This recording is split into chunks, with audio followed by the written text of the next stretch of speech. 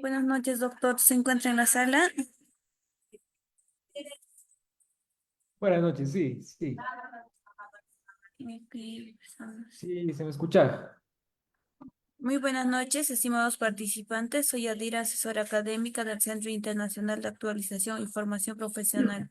Les doy la bienvenida al curso de reanimación y cirugía de urgencia en pequeños animales. Hoy contaremos con la ponencia del doctor Jonathan.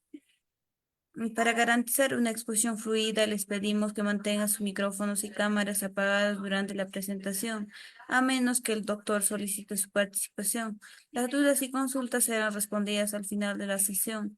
Para los participantes que soliciten la grabación de la clase, el material y el certificado, por favor les dejo mi número en el chat. Ahora le cedo la palabra al doctor Jonathan para que inicie mi ponencia. Adelante, doctor. Perfecto, buenas noches. ¿Se me permite compartir pantalla, por favor? Un ratito, doctor.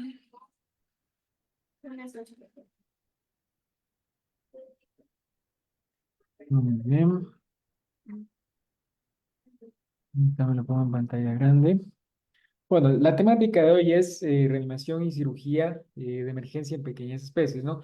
Dentro de los temas que vamos a abordar, principalmente es enfocado en la parte de técnicas de resucitación cardiopulmonar en perros y gatos, ¿no? Este tema, al igual que las otras secciones, es bastante extenso, entonces vamos a tocar de cierta forma los puntos más importantes, ¿no?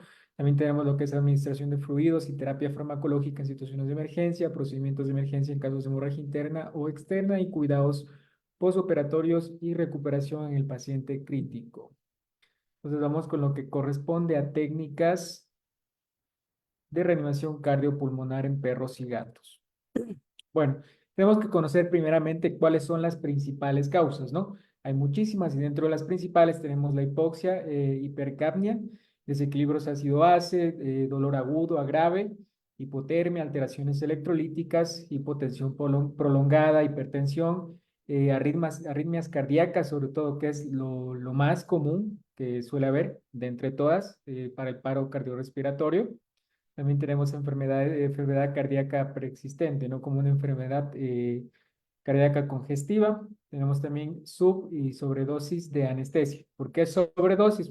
Perdón, ¿por qué subsobredosis? Si tenemos un animal que está subanestesiado, es un animal que aunque no se mueva, va a sentir dolor. Entonces esto también puede derivar en una parada cardíaca. Para lo que es el material o un carro de paro, para atender lo que es estas emergencias, lo principal que se debe tener ahí son catéteres intravenosos, también intraóseos. Hay casos de pacientes que están demasiado hipovolémicos, que va a ser sumamente difícil localizar una vía periférica. Entonces, en este caso podemos utilizar el acceso intraóseo. También necesitamos un laringoscopio, tubos endotraqueales en las diferentes medidas, ¿no? El laringoscopio es súper importante ya que nos facilita de mejor manera lo que es la colocación del tubo endotraqueal o para la intubación orotraqueal, como también se conoce. Esto nos permite una mejor manipulación de los tejidos, ¿no? Sin generar irritación. También tenemos lo que es monitorización cardiorrespiratoria. Hoy en día hay la ventaja de que tenemos muchos tipos de equipos. Por ejemplo, hay unos que son pequeños o monitores multiparámetros, mini monitores multiparámetros, ¿no? Incluso algunos de estos ya tienen hasta ECG, lo que es el electrocardiograma, que es sumamente importante. Eso acuérdense, en la parte de reanimación cardiopulmonar, el electrocardiograma es sumamente importante. También tenemos, de ser posible, un desfibrilador y fármacos para la reanimación e instrumental quirúrgico por si se necesita abrir lo que es parte de tórax, ¿no? Porque cuando las contracciones así normales con externas no funcionan, también hay esta opción de que la cual es abrir el tórax y hacerlo internamente, ¿no? Por separado, las causas de paro respiratorio, claro que también puede generar un paro cardíaco, paro del corazón, ambas están relacionadas, pero generalmente estas suelen estar más relacionadas con lo que es el paro respiratorio. Tenemos lo que es una obstrucción de las vías aéreas, por ejemplo, cuando tenemos un paciente que no tiene un correcto ayuno preoperatorio, pues algunos inductores anestésicos como la silacina, por ejemplo, nos van a producir vómito. Entonces, ¿qué pasa si no tenemos un animal con un correcto ayuno? Pues hay el riesgo de que se genere aspiraciones, ¿no? Aspiraciones por las vías aéreas, pues y esto va a bloquearlas, ¿no? Hay que tener mucho cuidado porque a veces las personas nos mienten, los propietarios son muy mentirosos y nos dicen que están en ayunas y literalmente vomitan 1 kilo menos de peso. También tenemos lo que es el colapso traqueal, especialmente en animales no entubados y con síndrome brachiocefálico. Tenemos sobredosis de relajantes musculares, también está relacionado con la parte cardíaca. Tenemos EPOC, que es la enfermedad pulmonar obstructiva crónica. También el asma, especialmente en gatos brachiocefálicos. La anestesia es de sumo riesgo, ¿no? De sumo cuidado más que todo. No de sumo riesgo, de sumo cuidado. La parte anestésica en gatos, por ejemplo, en los persas. Los persas son otro mundo en cuanto a gatos, ¿no? Y también tenemos depresión del sistema nervioso central por una sobredosis de opiáceos, por ejemplo. Y para en cuestión de lo que es la parada cardíaca, podemos tener ahí causantes los desequilibrios de electrolitos, las hipovolemias, acidosis metabólicas, hipertermia o hipo e hiperpotasemia. Esta parte de la hiperpotasemia es de suma importancia en felinos, ¿no? En felinos, en machos, ya que estos, pues cuando, por ejemplo, tienen obstrucciones de las vías urinarias, por un tampón uretral, por ejemplo, tapón uretral, tiende a acumularse pues la orina, ¿no? En la vejiga y tiende a acumularse en sangre este tipo de sustancia, ¿no? El potasio, entre otros, ¿no? Como compuestos nitrogenados no proteicos, como la urea, creatinina. Entonces, es de suma importancia el manejo de la parte urinaria en los gatos, ¿no? Cuando, por ejemplo, los gatos con obstrucción urinaria, lo más común que es que entren en parada cardíaca por hiperpotasemia. Es bastante común, puesto que pues por la fisiología, la eliminación de estos compuestos, cuando hay una obstrucción pues no se metabolizan correctamente, ¿no? Entonces en los gatos es súper común que se genere pues una parada cardíaca por hiperpotasemia, ¿no? Y otra cosa, más adelante pues vamos a mencionar lo que es el electrocardiograma, que es, como les decía, súper importante, ¿no? Ya les menciono. Y para eso tenemos que tener un ABC cuando hay una parada cardíaca. Y no solamente cuando hay la parada cardíaca, ¿no? Siempre nosotros que vamos a entrar a un proceso quirúrgico, tenemos que asegurar las vías aéreas, vías aéreas, una correcta permeabilidad de las vías aéreas, asegurar la ventilación y asegurar la circulación, ¿no? Esto lo tenemos con con los monitores multiparámetros, generalmente nos avisan pues todo esto, ¿no? Cómo está funcionando. Que se llama el SVB, es el soporte vital básico, ¿no? Permítame, le pongo silencio a mi teléfono, que no nos moleste porque, mil disculpas. Perfecto, ya. Entonces, el soporte vital básico es el ABC, ¿no? Vías aéreas, asegurar la permeabilidad, asegurar una correcta ventilación y una correcta circulación sanguínea, ¿no? Segundo, para lo que es la elección de los tubos endotraqueales, generalmente hay varias formas, ¿no? Hay literatura que menciona que lo podemos hacer directamente colocando nuestros dedos, el pulgar y el índice en la parte de la tráquea y más o menos así poder verificar el diámetro. Hay otras que es de acuerdo al peso. En este caso yo les recomiendo y lo que me funciona a mí es mediante una fórmula, la cual consiste en perros, es dividir el peso por una constante que es 8 y sumarle 3,5 y esto nos va a dar el diámetro, ¿no? ¿Qué sé yo?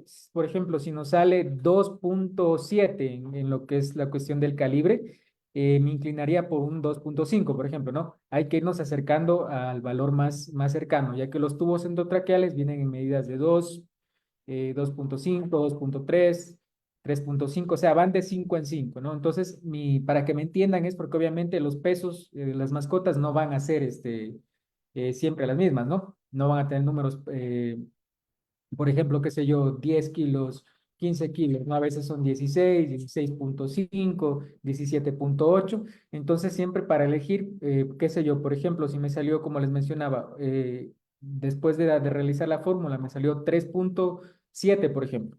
Yo me inclinaría más le pondría, de hecho, el diámetro de 3,5. Ahora, si me toca, por ejemplo, una vez que aplico la fórmula, me sale 3,9, por ejemplo. Ahí me inclinaría más por un tubo endotraqueal calibre 4, ¿no? Entonces, más o menos para que me entiendan. Igual, y en cuestión de la elección de, mm, de lo que es el tubo endotraqueal, siempre tiene que tener esa bolsita, la cual se infla, y esto pues es lo que asegura una permeabilidad de las vías aéreas, ¿no? Y en caso de hemorragias o vómitos, pues evita que el contenido se vaya hacia las vías respiratorias, ¿no? En gatos la fórmula varía, la constante ya no es 8, es 15, es la única diferencia. Entonces, ustedes tienen que irse más o menos adaptando a lo que mejor les funcione, ¿no? No hay un manual definitivo, este tipo de cosas varía bastante y al menos la intubación endotraqueal sí es de tener un poquito de cuidado, ¿no? No hay que hacerlo por hacer, hay que prepararse, investigar y eso, ¿no? Para realizar una correcta intubación. Segundo, ¿cómo vamos a hacer el procedimiento de RCP, ¿no? Las ventilaciones y las compresiones torácicas. Entonces, está indicado que por cada 10 compresiones de tórax vamos a realizar 2 respiraciones, ¿ok? La velocidad de las respiraciones tiene que ser de 10 a 12 respiraciones por minuto y no tienen que durar más de 2 segundos, ¿ok? Esto va para cuando no se dispone de máquinas de ventilación artificial, ya pues puesto que estas ya mediante software analizan todo lo que es la parte de inhalación, ¿no? Por ejemplo, la presión de inhalación máxima, todo eso lo calculan las máquinas ya hoy en día, pues que hay bastante tecnología, pero si no tenemos a disposición, pues tampoco nos vamos a quedar con las manos cruzadas, ¿no? Entonces, por ejemplo, la compresión del ambú, en este caso, sería de un 20 a 30%, ¿no? En gatos incluso hasta un 15% del diámetro total del ambú, o sea, es poco, no es mucho. En gatos es bastante común que se les pase la mano, hagan las respiraciones muy profundas. ¿Y esto qué pasa? Que va a generar que la compresión torácica no sea la adecuada, porque va a haber un aumento de la presión intratorácica por una sobreexpansión de los pulmones, que incluso esto puede llegar a incluso a reventar los pulmones. Entonces hay que tener bastante cuidado esa parte, ¿no? Y en cuanto a los latidos por minuto, pues generalmente son 120 latidos por minuto, la velocidad de las compresiones torácicas en animales que pesan más de 30 kilos, incluso es hasta menos, se puede hacer 100 latidos por minuto. En cuanto a la velocidad, hay que evitar superar los 25 respiraciones por minuto, ya que esto genera menor perfusión coronaria y menor gasto cardíaco, ¿no? Esto está relacionado pues con la presión intratorácica aumentada por una sobreinsuflación del ambú. Em, en cuanto a a la retracción de la caja torácica, en todos los animales tiene que ser el 30% del diámetro total del tórax, ¿ok? Y cuando hablamos de máquinas de, de respiración artificial, pues el volumen tidal tiene que ser menor a 10 mililitros kilogramo en gatos, y la presión inspiratoria máxima tiene que ser menor a 20 centímetros de agua. En lo que respecta a gatos, y en perros el volumen tidal es 15 mililitros por kilogramo, y la presión inhalatoria máxima es de 20 a 25 centímetros de agua en lo que respecta a perros, ¿no? Segundo, ahora voy a lo que les mencionaba de la importancia de conocer la actividad eléctrica, cómo funciona el corazón. Esto tiene mucho que ver con la parte de qué tipo de maniobras vamos a realizar y qué tipo de medicamentos vamos a utilizar cuando hay una parada cardíaca, ¿no? Porque una parada cardíaca es causada, como les mencionaba, por varias razones. Entre estas puede ser alteraciones de la actividad eléctrica del corazón, ¿no? Derivadas, pues, por ejemplo, de una hiperpotasemia, por ejemplo, ¿no? Entonces, cómo funciona la actividad cardíaca la actividad eléctrica del corazón? Empezamos en el nódulo sinoatrial o sinoauricular, el cual empieza con lo que es como un marcapasos natural, ¿no? Entonces, él es el que empieza y en primer lugar envía la señal eléctrica, la cual se va hacia a través de las asas de Bachmann hacia los tractos internodulares para generar la contracción de las aurículas. Y posteriormente hay otra porción que se llama el nodo aurículo-ventricular, el cual es el que genera una pausa fisiológica para que primero se contraigan las aurículas y después el ventrículo, ¿no? Entonces, una vez que pasa esta pausa fisiológica, se baja a través de las de His hacia las fibras de Purkinje, ¿no?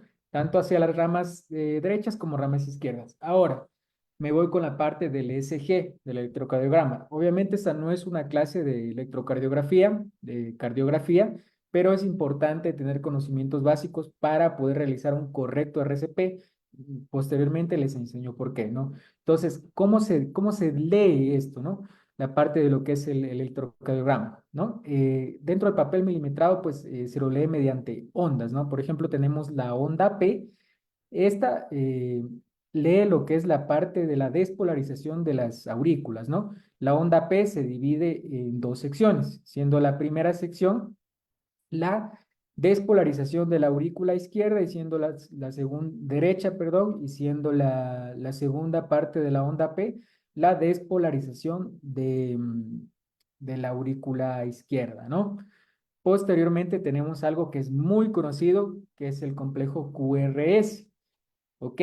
Siendo la onda Q la despolarización del septo interventricular, eh, la onda R, la despolarización del ventrículo izquierdo, y la onda S, la despolarización del ventrículo derecho, ¿no? En este caso empieza el de acá porque tiene mayor masa, la parte izquierda, ¿no?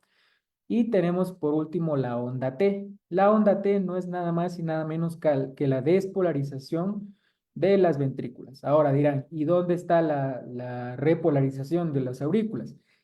Anteriormente se creía que la repolarización de las aurículas estaba oculta aquí, ¿no? Entre el complejo QRS, pero actualmente ya se sabe que no es así, que esta presenta una actividad eléctrica tan limitada, pues que no genera una onda en lo que es el electrocardiograma, ¿no?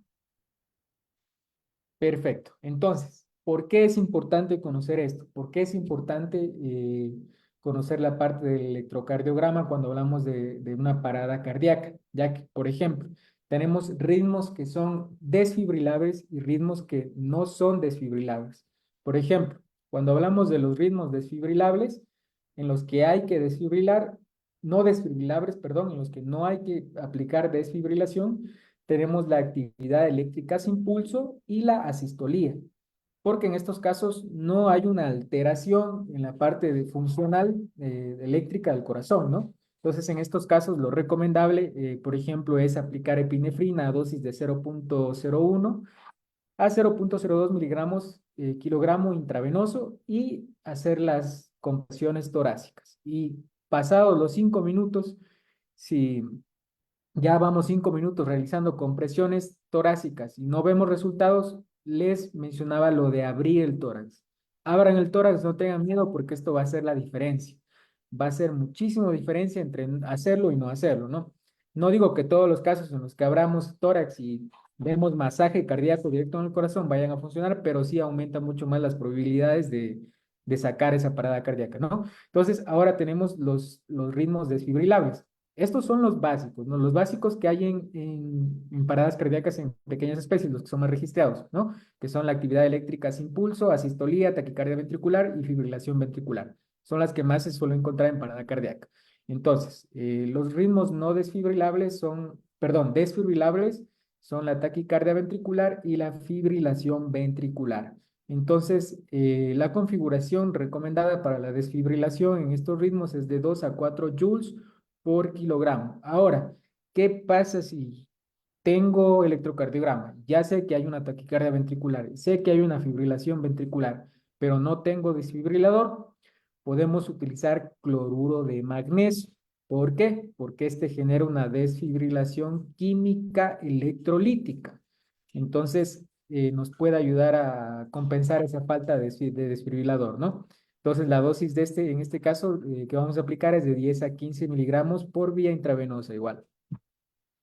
Segundo, lo que les mencionaba es la compresión cardíaca abierta, ¿no? En casos de que ya pasamos los 5 minutos de masaje cardíaco y no se nos reanima, no vuelve otra vez el pulso espontáneo, podemos abrir el tórax y esto lo hacemos en el quinto o sexto espacio intercostal y hay que hacerlo craneal hacia la costilla, ¿ok? Me hago explicar, porque si lo hacemos caudal a la costilla, tenemos la posibilidad de dañar vasos sanguíneos y nervios, ¿no? La parte irrigada e inervada es la parte caudal de la costilla, ¿ok? Caudal, craneal, caudal, craneal, craneal hacia la cabeza, caudal en dirección hacia la cola. Entonces, la incisión debemos hacerla en la parte craneal de la costilla. Incidimos un poco la parte del músculo hasta llegar a la fascia y eso ya lo podemos ir cortando con una tijera Mayo, por ejemplo. Y otra cosa que nos ayuda a tener mayor perfusión en la parte cerebral, que es muy importante, es realizar un clamp o semiclamp en la parte de la aorta distal. Esto también nos ayuda a redirigir con mayor prioridad el flujo sanguíneo hacia la parte del cerebral, ¿no? Que esto es suma importancia también. Nos da un poquito más de seguridad, mayor posibilidad de que el animalito vuelva a funcionar su corazón espontáneamente, e igual su respiración, ¿no?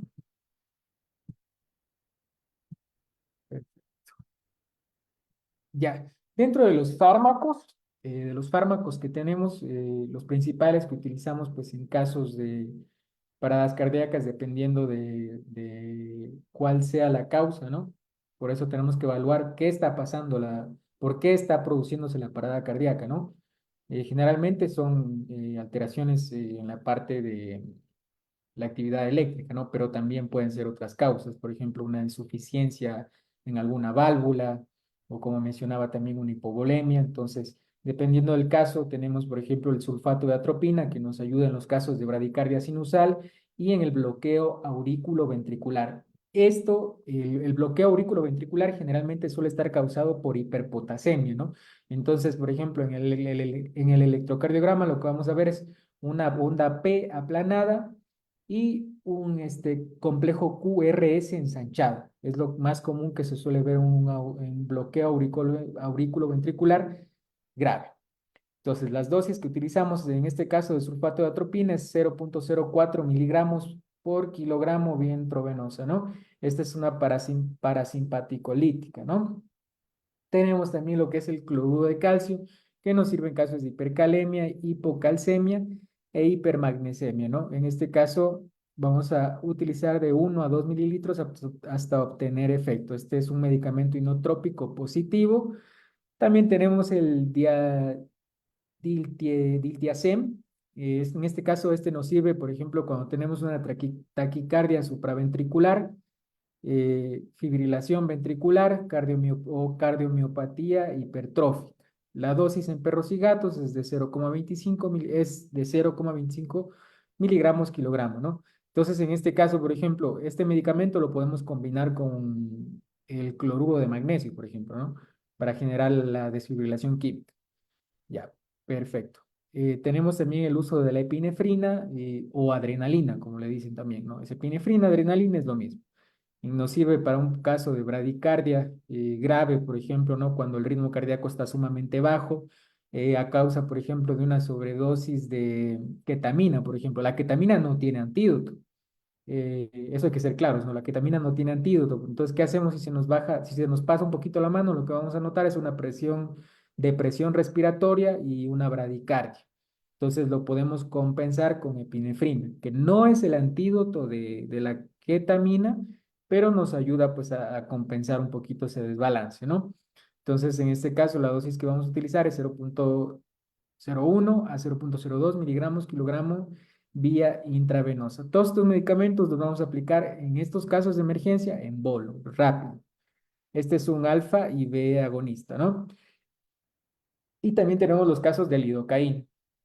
El fármaco de lidocaína, este es súper, súper útil en muchísimas cosas, no solamente en anestesia y analgesia, ¿no? También nos ayuda a combatir lo que es la parte de la taquicardia ventricular. Eh, es común que en algunos animalitos haya reacciones a la anestesia, especialmente a los inductores, y se genera una taquicardia, ¿no? Entonces, si no compensamos esto, pues vamos a terminar en parada cardíaca. Entonces, en este caso de taquicardia ventricular, podemos utilizar lidocaína, dosis de 2,8 miligramos kilogramo vía intravenosa, ¿no? Y este es un antiarrítmico ventricular de clase 1B. Y tenemos por último el que les mencioné, que es el cloruro de magnesio, que sirve pues para casos de arritmias ventriculares, ¿no? También sirve en casos de hipotensión grave y lo vamos a utilizar en dosis de 10 a 15 miligramos kilogramo vía intravenosa. Este, como les mencioné, es un desfibrilador químico electrolítico. Bien, entonces vamos ahora con la parte de administración de fluidos y terapia farmacológica en situaciones de emergencia. ¿Cuáles son los objetivos de lo que es la parte de fluidoterapia, no? Los objetivos son corregir el equilibrio hídrico en pacientes con pérdidas excesivas de fluidos o con aportes insuficientes. Por ejemplo, un animal que esté con diarreas, que esté con vómitos, un animal con insuficiencia renal, un animal con insuficiencia cardíaca, un animal con anemia o cualquier otra causa de hipovolemia, ¿no? También esto nos ayuda a a realizar una expansión del volumen plasmático, corrección de desequilibrios electrolíticos, corrección de los desequilibrios ácido-base, en este caso, por ejemplo, una acidosis metabólica, ¿no? Hemoderivados, para administrar hemoderivados, eso es súper importante, ¿no? Administrar plasma, también podemos administrar albúmina, ¿no? Siempre no se olviden en animales en estado crítico medir la albúmina, porque no nos sirve de nada estar mandando medicación si la albúmina está por los suelos, porque no se va a metabolizar los medicamentos. Entonces, en estos casos lo que hay que hacer es una transfusión de albúmina. Es difícil encontrar de uso veterinario exclusivo, entonces podemos utilizar de uso humano, aplicando con anterioridad corticoides para evitar pues alguna reacción adversa, ¿no? O tipo reacción cruzada y generar alguna descompensación, ¿no? También pues es proporcional los requerimientos calóricos y nutricionales, ¿no? También hay, bueno, en veterinaria no se habla mucho, pero también hay lo que es la nutrición parenteral, ¿no? Cuando es imposible realizar alimentación por vía oral o por sondas, ¿no? Y por último, pues nos ayuda a promover el flujo sanguíneo renal, ¿no? En animales con insuficiencia cardíaca, es común que se llegue a generar una insuficiencia renal de tanto aguda como crónica, ¿no? Dependiendo del grado de la insuficiencia cardíaca, puesto que se pierde la perfusión normal sanguínea del riñón y tienden pues a generar daños, ¿no? Generar un tipo de isquemia y un tipo de fibrosis. Entonces es común tener, cuando tengan un caso de insuficiencia cardíaca, es común tener también insuficiencia renal. Y para asegurarse, no midan creatinina, sino midan dimetilarginina simétrica, puesto que esta es mucho más precoz, ¿no? Para medir la parte de la función renal. Segundo, más del 90% de los casos de deshidratación son isotónicas, ¿no? Entonces aquí tenemos un cuadrito donde podemos ver el porcentaje de deshidratación y los hallazgos físicos que podemos encontrar, ¿no? Esto no es algo exacto, es algo un poco relativo, pero sí funciona de cierta manera, ¿no? Entonces, por ejemplo, si tenemos un historial de pérdida de fluidos, como por ejemplo episodios de vómitos o episodios de diarrea o tenemos una poliuria, eh, o si hay ausencia de hallazgos, y hay ausencia de hallazgos clínicos en este caso, ¿no? Cuando la deshidratación es menor al 5%, no vamos a notar una pérdida de esta elasticidad en la piel, ni tampoco vamos a notar resequedad en la parte de las mucosas cuando hay una deshidratación menor al 5%, pero no porque sea menor al 5% no significa que no deba ser compensada o que no sea importante, ¿no? Ahora, cuando tenemos una deshidratación del 5%, vamos a encontrar lo que es resequedad ya de las membranas mucosas y sin jadeo o taquicardia patológica, ¿no? Todo, recuerden, todo este tipo de cosas, deshidrataciones, pueden llegar a generar hipovolemia y la hipovolemia consecuentemente va a generar una taquicardia, ¿no? El corazón cuando deja de recibir la suficiente sangre, eh, tiende a esforzarse más y acelerar su pulso, ¿no? Tratando de compensar pues esta pérdida de líquidos. Y cuando tenemos una deshidratación del 7%, tenemos retraso ligero o moderado en la retracción del pliegue, ¿no? Es la elasticidad que les mencionaba, tenemos sequedad de las membranas mucosas, una ligera taquicardia y la presión del pulso normal. En este caso todavía no sentimos una presión del pulso alterada. Ya cuando nos vamos para un 10% de deshidratación, vamos a encontrar una presión de pulso disminuida, igualmente una sequedad en las resequedad en las mucosas y retraso en el pliegue cutáneo, ¿no? En la retracción del pliegue cutáneo, ¿no? La elasticidad del pliegue cutáneo. Tenemos ya que cuando hay una alteración del 12%, una deshidratación del 12%, va a haber un retraso muy marcado en la parte de retracción del pliegue cutáneo. O sea, nosotros incluso llegamos a alzarlo y se queda ahí y toca bajarlo. Entonces ahí hay que considerar que hay una deshidratación del 12%, incluso superior, ¿no? Igual vamos a tener mucosas sumamente secas y ya entrando en shock. El paciente ya entrando en shock, ¿no? Estas alteraciones de deshidratación es necesario hacer un chequeo en la sangre, ¿no? No solamente confiarnos de la parte de inspección clínica superficial, revisando mucosas, tiempo de relleno capilar, elasticidad de la piel, no solamente hay que centrarnos en eso, ¿no? Porque cuando hay una deshidratación, hay diferentes electrolitos que se pueden alterar. Entonces, dependiendo del electrolito que esté alterado, hay que aplicar la fluidoterapia, ¿no? no es de coger y aplicar porque sí. Igual, para lo que es las cuestiones de fluidoterapia, no hay una guía definitiva. No existe una guía definitiva. Eh, Hay muchísimas guías, hay muchísima información, ya es depende de nosotros ir adaptándola a lo que más nos funcione. Eh, por ejemplo, en este caso de la fluidoterapia, algo que yo les recomiendo bastante es guiarse de la parte de ecografía. Créanme, la ecografía es súper necesaria, incluso más necesaria a veces, por ejemplo, que un examen hematológico, por ejemplo. La ecografía nos da muchísima información. En un animal hipovolémico, por ejemplo, ¿qué vamos a encontrar en la parte del corazón? En un animal con hipovolemia. Las paredes del corazón normalmente guardan su distancia, ¿no? En casos de hipovolemias, de deshidrataciones graves, las paredes del corazón casi que llegan a toparse. No se van a topar, obviamente, pero casi que llegan a toparse. O sea, la separación de las paredes dentro de las cavidades pues, del corazón disminuye pues, por la hipovolemia. Esto también podemos verlo en la distendibilidad de la vena cava, por ejemplo. Entonces, evaluar esto cuando estamos aplicando la parte de fluidoterapia para ver si está funcionando la fluidoterapia es importante, ¿no? Ver el corazón, ver la vena cava. Entonces, guíense también mucho de la parte de ecografía. Entonces, ¿qué vemos en las alteraciones del hemograma y bioquímica cuando hay una deshidratación? Podemos ver un aumento del hematocrito y hemoglobina. Obvio, estos no son signos patognomónicos de una deshidratación, ¿no? Porque un aumento del hematocrito y hemoglobina lo podemos ver en otras patologías, ¿no?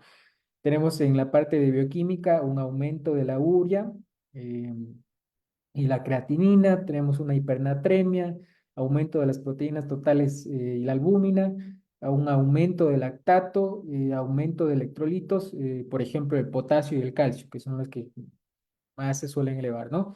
Y también una acidosis metabólica. Otro plus también es analizar la densidad urinaria. En una deshidratación, la densidad urinaria va a estar sumamente elevada, ¿no? Esto lo hacemos con un refractómetro. Segundo, hay varios tipos de fluidos para administrar, ¿no? No solamente nos concentremos en que existe el lactato de Ringel y ya, existen varios, ¿no? Por ejemplo, tenemos los cristaloides isotónicos, como el cloruro de sodio al 0,9%, que este es ideal para la reposición rápida de volúmenes, ¿no? Por ejemplo, en casos de hipovolemia, en casos, por ejemplo, cuando estamos teniendo una cirugía y se nos complica, se nos fue en hemorragia, entonces es de preferencia utilizar un cristaloide isotónico como el cloruro de sodio al 0,9%, ya que nos va a ayudar a compensar esa hipovolemia que se genera al momento de la hemorragia, ¿no? Tenemos también el Ringer lactato, es similar a la solución salina, pero con lactato, ¿no? Y esta actúa como buffer y se utiliza muchísimo en acidosis metabólicas. ¿Por qué? Porque el lactato se biotransforma en el organismo a bicarbonato. Entonces, por ende, vamos a compensar esa acidosis metabólica, ¿no?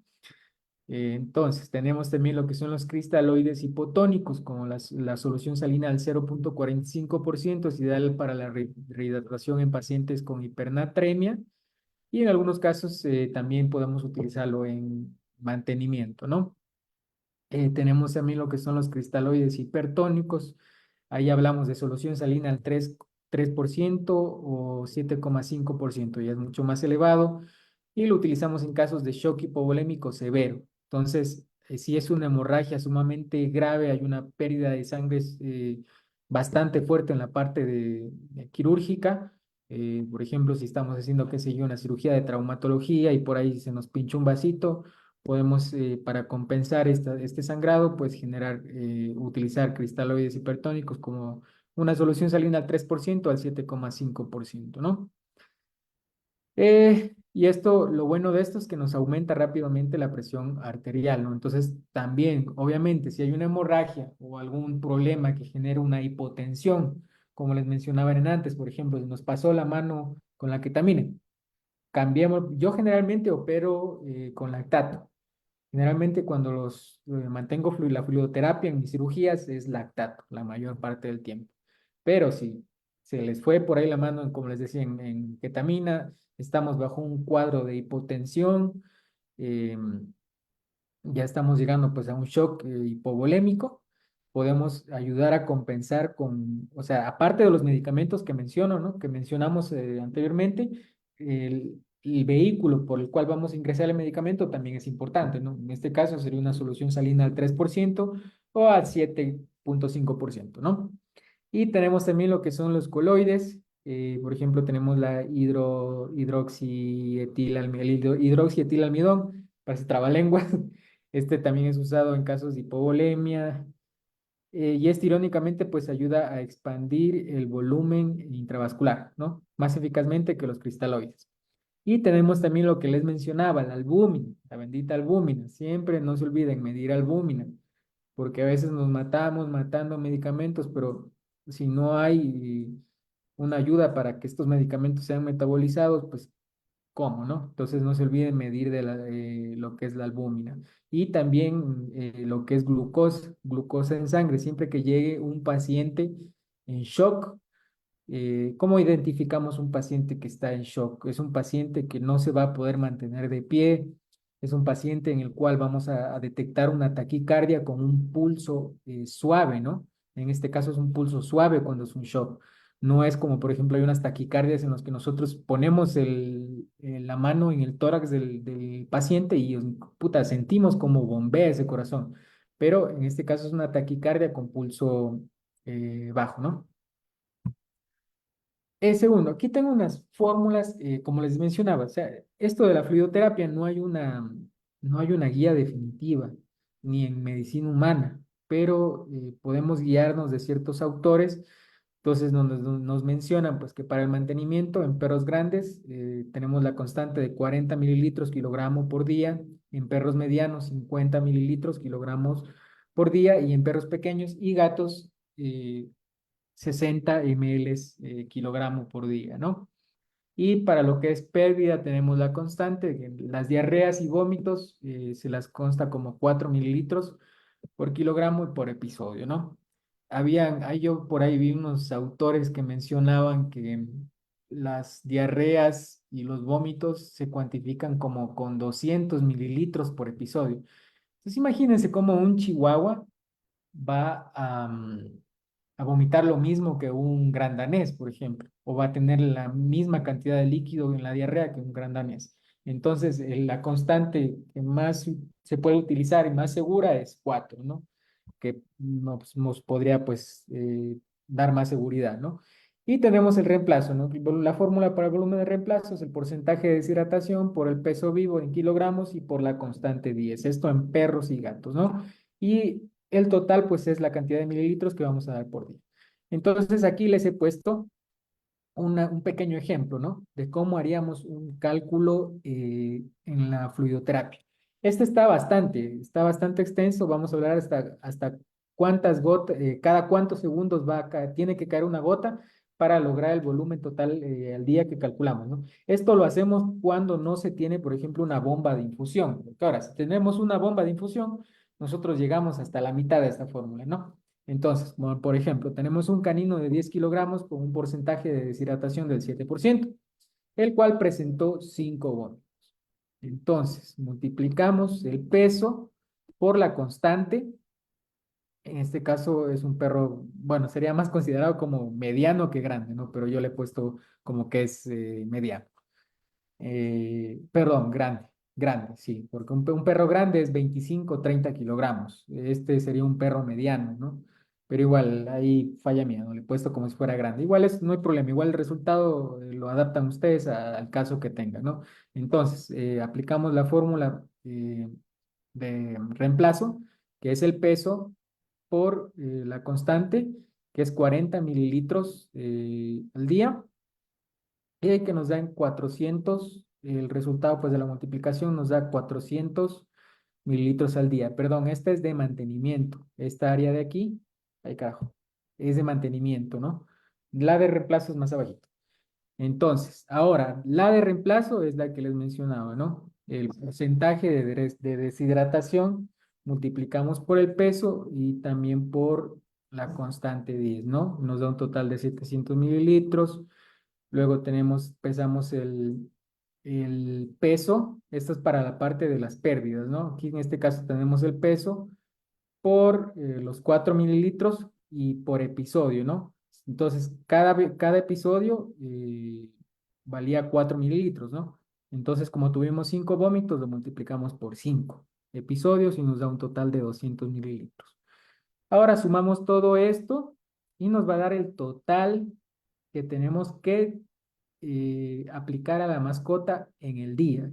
¿El día cuántas horas tiene? 24 horas, ¿no? Entonces, en este caso, son 1.300 mililitros en el día, lo que tenemos que aplicar, ¿no? En un lapso de 24 horas. Entonces, ¿cómo hacemos las fórmulas para irlo transformando, desglosando hasta poder tener un goteo, ¿no? Empezamos con 1.300 mililitros al día, que es el resultado que nos dio, y lo dividimos para 24, que es la cantidad de horas. Entonces nos dice que tenemos que pasar 53,16 mililitros cada hora, ¿ya? Entonces ya nos bajamos de 24 horas, nos bajamos allá cada hora. Entonces ahora queremos saber cuántos mililitros eh, por la hora, ¿no? Entonces, por minuto, perdón. La hora tiene 60 minutos, ¿no? Entonces, la división es la cantidad de mililitros por hora, que es 53,16, lo dividimos para la cantidad de minutos, que es 60, y tenemos que pasar 0,88 mililitros por minuto, ¿ok? Ahora ya bajamos a minutos, bajamos de horas a minutos. Ahora, para lo que es la parte del goteo, ¿cuántas gotas por minuto? Entonces ahí dividimos otra vez, ¿no? Las 0,88 gotas por minuto y ahí depende de qué tipo de gotero tengamos, ¿no? Generalmente los normogoteos, el que comúnmente tenemos todos los equipos de Venoclis, el promedio es de 15 gotas por cada mililitro, ¿no? Entonces, eh, aquí para aplicar la fórmula, multiplicamos la cantidad de mililitros por gotas del normogotero que tenemos, entonces sería 0,8 mililitros por 15 y nos da que tenemos que aplicar 13 gotas por minuto, ¿ok? Para lograr infundir 1.300 mililitros en 24 horas. Tenemos que aplicar 13 gotas por minuto. Entonces, no vamos a estar ahí un minuto contando las gotas, ¿no? Lo ideal es hacer todo rápido, entonces aplicamos una regla de 3. La regla de 3 es simple, ¿no? Si en, si 13 gotas se aplican en 60 segundos, ¿cuántas gotas se aplican cada segundo, no? Entonces, aquí sería uno por 60 y lo dividimos para 13, que nos da 4,6 4,6 segundos. Entonces, ¿esto qué quiere decir? Que cada 4,6 segundos va a caer una gota. ¿Cómo cuantificamos esto y cómo lo hacemos más sencillo? Una, mediante cronómetro, o dos, hay una aplicación que se llama Goterum. Esa está para iOS y para Android. Goterum, tal y como les pronuncio, se llama Goterum. Esta incluso nos permite irnos hasta más acá arribita, ¿no? Podemos aplicar qué cantidad de fluido vamos a aplicar en 24 horas. Por ejemplo, ahí ingresamos, son 1.300 mililitros que los queremos aplicar en 24 horas y en la aplicación nos indica la velocidad de las gotas y lo que tenemos que hacer nosotros es calibrar la velocidad de las gotas de la aplicación a la velocidad de las gotas de nuestro normogotero. Entonces, ahí ya tendríamos un cálculo ya más exacto, ¿no? Porque para la fluidoterapia no se trata solamente de coger y mandar suero. Mandémosle suerito, que le caiga despacito, que le caiga rápido. No, tienen que calcular. Si no tienen una bomba de infusión, no es excusa para no calcular y realizar una correcta fluidoterapia. Como les digo, no hay una guía definitiva, pero esta es la más amistosa, ¿no? La más amigable y la que presenta menores riesgos por ahí, por ejemplo, de generar un edema pulmonar por un exceso de suero, ¿no? Por ejemplo. Bien, continuamos. Un ratito que a veces se me traba. Ahora, dentro de los fármacos que tenemos que tener y utilizar en las partes, dependiendo, ¿no? Pues de la emergencia que tengamos, por ejemplo, tenemos el manitol. El manitol nos ayuda con lo que son los edemas cerebrales y con la anuria. La anuria es cuando el animalito no orina. Obviamente hay que ver por qué no está orinando, ¿no? Porque no sirve de nada mandarle un medicamento de estos si está bloqueado, si tiene un bloqueo en la parte uretral, pues igual no va a orinar. Y tenemos también, por ejemplo, la furosemida. En estos casos nos ayuda también en edemas cerebrales, edema pulmonar, que es lo que mencionaba hace ratito, el edema pulmonar, insuficiencia cardíaca congestiva, hipertensión, anuria, oliguria. Y tenemos también otro medicamento que es importante que siempre lo tengan en la parte de consulta, al menos en animales que sufren generalmente de cuadros respiratorios, es la terbutalina. La terbutalina nos sirve como un broncodilatador, es una catecolamina sintética, entonces nos va a ayudar a broncodilatar. Entonces, por ejemplo, nos serviría mucho en ataques de asma en gatos. Los gatos son más de asma que los perros. Y en perros nos serviría en caso de enfermedad obstructiva pulmonar, ¿no? Crónica. Y tenemos también el salbutamol. El salbutamol, hablando en microgramos, son 90 a 100 microgramos por puff, ¿no? Por presión. Es un inhalador que se aplasta, ¿no? Lo han de haber visto. En perros, la recomendación es de 1 a 2 inhalaciones. Y en gatos, generalmente una inhalación es más que suficiente, ¿no? Tanto la terbutalina como el salbutamol nos ayudan en casos de broncoconstricción, ¿no? Ahora, en un animal choqueado, no vamos a poder pues aplicarle salbutamol, ¿no? Pues porque obviamente va a estar hasta entubado, ¿no? Entonces, en estos casos, si queremos generar una broncodilatación, eh, podemos utilizar la terbutalina. Segundo, procedimientos de emergencia en lo que es hemorragias internas y externas. Ahora, esta parte de las hemorragias es un mar de información. Yo más o menos les explico qué deben hacer, qué deben saber para poder actuar, ¿no? Tanto las hemorragias internas como las hemorragias externas son causadas generalmente por casi que las mismas razones, ¿no? Por eso les puse tanto arriba como abajo lo mismo. Alteraciones hematológicas, por ejemplo, en una trombocitopenia por secundaria a erliquiosis, por ejemplo, vamos a tener epistaxis, ¿no? Que es hemorragia nasal, es una alteración hematológica. O también, por ejemplo, en enfermedades infecciosas ya graves, o por ejemplo, en una insuficiencia hepática, en una cirrosis hepática, vamos a tener una coagulación intravascular diseminada, que es una de las complicaciones de las enfermedades, las cuales pues también va a haber hemorragias, ¿no? Internas más que externas. Pero aquí el manejo ya casi que no es quirúrgico, porque estamos hablando de enfermedades crónicas, infecciosas, entonces en este caso no hay cómo realizar procedimientos quirúrgicos. Igualmente, en la parte de epistaxis, por ejemplo, la parte que se maneja, pues nos ayuda con coagulantes, ¿no? Como el etancilato y también transfusiones sanguíneas, ¿no? Y otras causas de hemorragias, tanto internas como externas, tenemos los traumatismos, ¿no? Por ejemplo, las armas cortopunzantes. Ha habido casos donde personas pues apuñalan animalitos, eh, por ahí los machetean o por ahí saltaron una barda o saltaron de un segundo piso, por ejemplo, esto es más en gatos, saltaron de un segundo, tercer piso y se quedaron atrancados en las rejas, ¿no? Que es la protección que hay afuera de las casas y se clavaron ahí, pues, ¿no? Eh, y también tenemos las complicaciones en lo que respecta a procedimientos quirúrgicos, ¿no?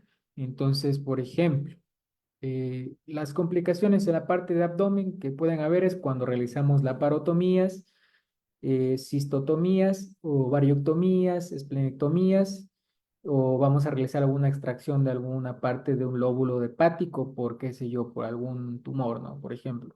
Entonces hay que conocer bien la anatomía. La anatomía para saber más o menos qué área puede estar afectada, ¿no? Por ejemplo, cuando hacemos las esterilizaciones, ¿no? Que es las cirugías más comunes que sabemos hacer, ¿no? La parte de hemorragias no solamente se va a producir en la parte de la arteria y vena ovárica, también puede darse por alguna lesión interna. Por ejemplo, el uso incorrecto del ganchito, el SNOC, el ganchito ovárico. Si lo metemos de una manera brusca, si lo utilizamos de una manera brusca, internamente podemos lesionar los vasos sanguíneos, por ejemplo, del intestino. Entonces, qué sé yo, nosotros ya ligamos todo, ¿no? Hacemos hemostasia en todo, tenemos todos los muñones bien hechos, pero nos sangra y no sabemos qué pasa.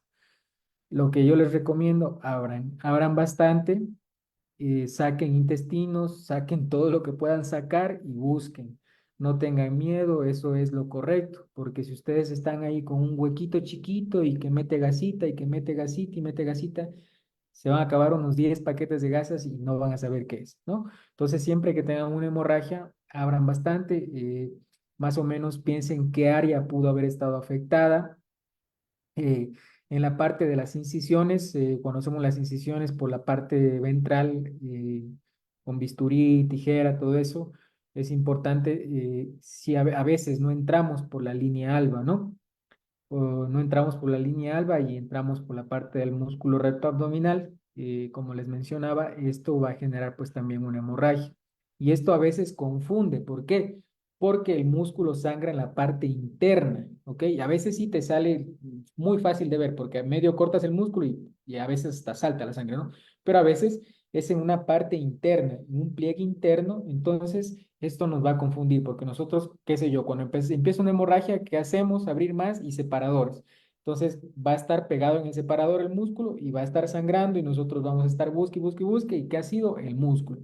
Entonces, también antes de abrir por completo, cuando tengamos una hemorragia, primero asegúrense que no sea el músculo lo que está sangrando, ¿ok? Porque el músculo suele sangrar cuando hay no entramos correctamente por la parte de la línea alba, ¿no? Eso, otra cosa, perras en celo. Las perras en celo se pueden esterilizar, como les mencionaba, pero es muy riesgoso porque nosotros cuando realizamos la parte de la ruptura del ligamento suspensorio del ovario, en perras que no están en celo, normalmente esto no sangraría, no generaría ningún inconveniente. Pero ¿qué pasa cuando tenemos perras en celo? El ligamento suspensorio está mucho más irrigado que en lo normal. Entonces, esto nos va a generar confusión. Este ligamento, cuando es por celo y está sangrando por celo, con un coagulante como el etancilato, para, ¿no? Pero es sumamente confuso. Entonces, perras en celo, evítense, evítense, mejor evítense. Y les hablo por experiencia, justo el otro día tuve una emergencia con una perrita que estaba en celo, una bulldog inglés. Rompimos ligamento y sangraba, ya no se sabía de dónde, sacamos todo, aplicamos el etancilato, se lo conoce comercialmente como Quercetol, chao hemorragia. Entonces, o sea, ya era feo porque yo ya tenía los tres muñones en la parte externa, ¿no? Saqué el muñón derecho, el muñón izquierdo y la parte del muñón del útero, ¿no? Y no sangraba de ahí. Entonces, súper raro, ¿no? Y intuición, ligamento, ¿no? Ligamento suspensorio estaba sangrando por el aumento vascular que hay en la parte de los celos, ¿no? Perfecto, ahora tenemos, por ejemplo, en la parte del tórax, lo más común que pudiera pasar para tener una hemorragia en esa área sería, por ejemplo, un atropellamiento en el cual pues haya ruptura de costillas y estas costillas pues dañen los vasos principales de la parte interna, ¿no? Del tórax, corazón. Igual en este caso, guíense mucho de ecografía. Sin ecografía es muy complejo que vayan a atender estas emergencias, ¿no? Igual, si es que hay una perforación en aorta, por ejemplo, no les va a durar más de 10 minutos el animal, ¿no? Pero, qué sé yo, si se les complica secundario una toracotomía, por ejemplo, y se les va de más el catéter y perforan una vena de estas, pues ya sí podrían abordar esa emergencia, ¿no? Entonces, conocer muy bien las partes de ubicación anatómica para poder realizar los abordajes, ¿no? Igual, por ejemplo, tenemos el cuello. ¿Qué es lo más común que hacemos en esta área? ¿Y qué es lo más común, no? Que se nos puede complicar. Por ejemplo, tenemos una esofagostomía. ¿Qué es la esofagostomía? Consiste pues en incidir por aquí hasta llegar a la parte del esófago para meter una sonda, ¿no? Para nutrición parenteral. Entonces, eh, en este caso, sí. por A o B razón nos vamos mal, nos vamos hacia la vena, por ejemplo, ¿no? Esta es la complicación que podríamos tener, perforar la vena yugular. En este caso hay que actuar sumamente rápido. Clamp, craneal y caudal hacia donde hayan hecho la lesión, ¿no? Clamp, clamp y reparar el vaso. O igual podemos lastimar también vasos cuando hacemos, por ejemplo, cuando hay casos de cialocele, casos en los que las glándulas, hay que extraer las glándulas salivales, por ejemplo, ¿no? Hay que tener mucho cuidado y conocimiento anatómico. Esto es importante, la anatomía, grábensela de pies a cabeza, porque si viene un animal con alguna hemorragia, nosotros de ese rato no vamos a sacar un libro y ponernos a estudiar anatomía, ¿verdad? Entonces, esto sí es una de las cosas que yo les digo, grábense de memoria. Ya, por ejemplo, los valores en hemograma, los valores en bioquímica, ya las máquinas incluso ya hasta nos dan las referencias, nos dicen los valores normales en especie y pues y ahí nos indica si está mucho, si está poco, entonces esas cosas y podríamos, por ejemplo, pasar casi que por alto, ¿no? Pero hablando de anatomía, no, la anatomía es como es, tienen que grabarse de pies a cabeza porque como les digo, llega una emergencia en una extremidad, cuello, tórax, abdomen, ese rato no van a ponerse a sacar un libro de anatomía y a ver puede estar sangrando, ¿no? Tienen que tener venas, arterias, nervios, todo grabado. Eso, y por ejemplo, ¿qué es por qué las causas más comunes pues, de lesiones en las partes de los miembros, ¿no? Por ejemplo, tenemos el miembro torácico canino, qué sé yo, por un atropellamiento, ¿ya? Generalmente en estos atropellamientos no suele haber hemorragia, ¿no? Por ejemplo, a veces la mayoría no llega a afectarse la arteria que irriga el miembro torácico o a lo máximo suele cortarse un poco lo que es la vena yugular. Perdón, la vena cefálica. La vena cefálica es por la que pasa por el miembro torácico eh, del canino, ¿no? Y del gato, la vena cefálica, ¿no? Entonces, en estos casos, por ejemplo, nosotros hasta lograr inducir anestésicamente a la mascota, pues porque obviamente no podemos realizar un procedimiento de emergencia con el animal despierto. ¿Qué podemos hacer? Torniquete. Podemos realizar un torniquete. Si es que es una herida bastante abierta y está cerca del hueso, pues ya vamos a saber que posiblemente puede estar dañada la arteria. Entonces, en estos casos, por ejemplo, podemos utilizar, como son animales pequeños, podemos utilizar, por ejemplo, una sonda Foley y generar un reboa, que se llama, ¿no? Es como una oclusión de la arteria mediante la sondita, ¿no? La sondita tiene un globito el cual se infla, entonces podemos ocluir el vaso. Esto pues hasta lograr anestesiar al animal pues y realizar el procedimiento quirúrgico, ¿no? Ahora, otra cosa, si ya, por ejemplo, está despedazado del codo para abajo, está completamente destruido, no va a haber arreglo, pueden realizar sin preocupación la parte del torniquete, ¿no? Porque el torniquete, acordémonos que también puede generar necrosis, ¿no? Si lo dejamos mucho tiempo, isquemia y se pueden joder los nervios y el órgano, ¿no? La extremidad. Entonces, pero si ven que ya es un miembro que no se va a poder salvar, apliquen nomás torniquete, sin miedo. Esto puede ser más causante de una pelea con otro perro que de un atropellamiento, pero igual, ¿no? Si ya ven que está por ejemplo, como les digo, del codo para abajo completamente destrozado, apliquen nomás el torniquete hasta poder inducir anestésicamente al animal y realizar pues las maniobras correspondientes, ¿no? Ahora, dentro de lo que es cuidados posoperatorios y cuidados en pacientes críticos, tenemos estos cuatro pilares fundamentales, ¿no? Esto de aquí, la parte de cuidados críticos en pacientes y posoperatorios, también tenemos para hablar de horas, horas y horas, ¿no? Pero siempre tratemos de ir a lo más básico y de ahí pues ir desmenuzando, ¿no? En este caso empezamos con la monitorización de signos vitales, ¿no? Especialmente en animales que hayan tenido alguna complicación quirúrgica, que no se nos levanten pronto de la anestesia. No los desconecten del monitor, manténganlos en el monitor hasta que al menos empecemos a tener ya reflejo palpebral, ¿ya? Una vez que empecemos a tener ya reflejo palpebral, ya significa pues que el animalito ya no está en un plano anestésico profundo, ¿no? Entonces, ahora, tenemos lo que es también el control de la frecuencia cardíaca, por ejemplo, en cirugías internas, donde haya el posible riesgo de hemorragias. La frecuencia cardíaca también nos va a dar una información importante, ¿no? Si hay hemorragia, ¿qué vamos a encontrar? Qué va a generar ese corazón? Pues a causa de esta hipovolemia por la hemorragia, ¿no? Aparte, si es que ya no nos empieza a salir la sangre, porque si, cuando hay hemorragias bastante graves, la sangre empieza a salir por la herida, por ejemplo.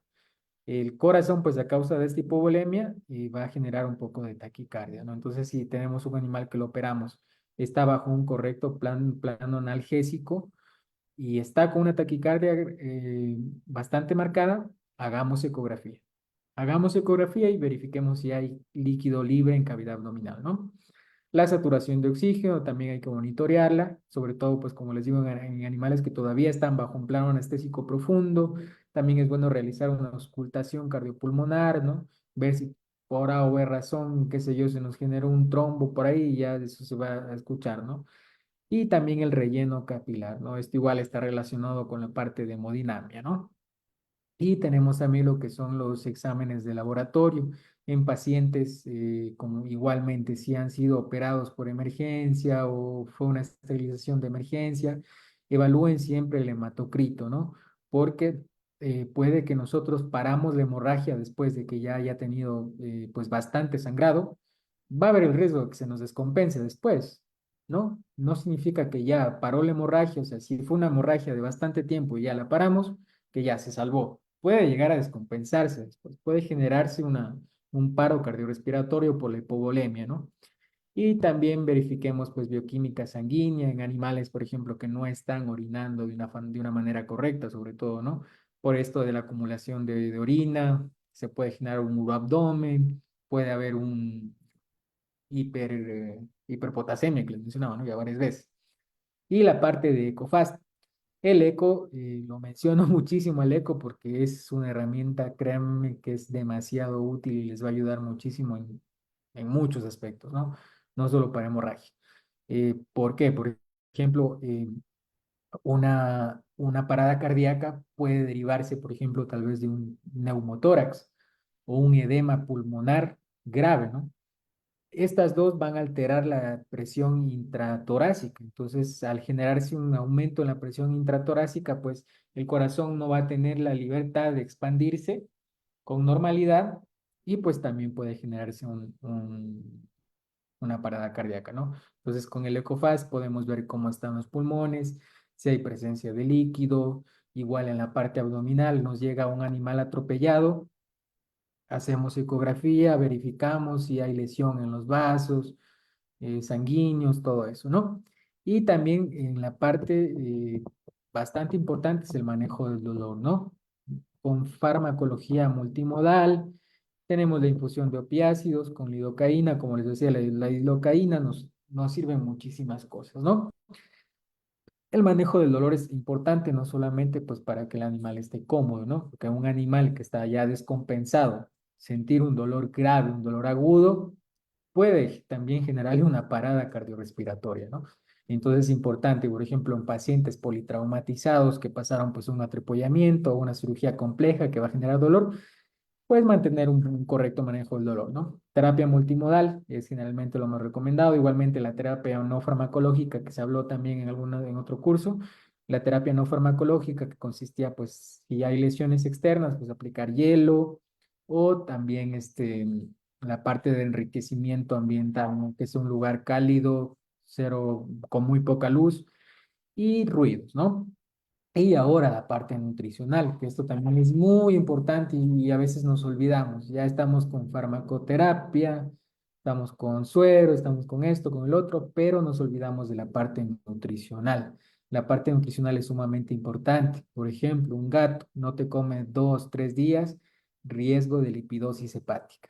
Riesgo de lipidosis hepática, sí o sí. Entonces, si tienes un animal que no come, eh, por su incomodidad, pues qué sé yo, del procedimiento quirúrgico o está pasando pues alguna enfermedad compleja y no hay la indicación de que no deba comer, pues tú puedes darle alimentación mediante una opción, sonda nasogástrica, ¿no? Por ejemplo, en gatos, la sonda en gatos más o menos de 3 4 kilogramos, la sonda tiene que entrar, nos cogemos como punto de referencia el último arco costal y la sonda tiene que entrar hasta 5 centímetros, ¿no? Entonces cogemos desde el punto, contamos desde el último arco costal 5 centímetros y cogemos ese punto hasta la nariz, ¿no? Entonces ahí realizamos el marcaje de la parte de la sonda. Igual, nosotros podemos comprobarlo al momento de meter líquido. Si metemos líquido y el animal tose, se jodió, estamos en vías respiratorias. Y también nos podemos guiar de la parte de radiografías, ¿no? Las de radiografías también nos van a ayudar bastante a saber si estamos ubicados correctamente en la parte de esófago. Ojo, eviten meterse al estómago cuando aplican una sonda, tanto nasogástrica como hagan una esofagostomía. La esofagostomía igual es para meter una sonda. Generalmente las sondas de esofagostomía pues suelen tener un calibre más grueso, ¿no? Incluso algunas veces utilizan en gatos las sondas Foley para hacer esofagostomía, ¿no? Entonces, igualmente estas sondas tampoco evitar llegar hasta el estómago, ¿no? A menos que haya alguna alteración que especifique que la sonda tenga que pasar hasta el estómago. Entonces, esa sería la clase de hoy. Si tienen alguna preguntita, estoy a las órdenes y si no, les agradezco mucho su atención. Muchas gracias.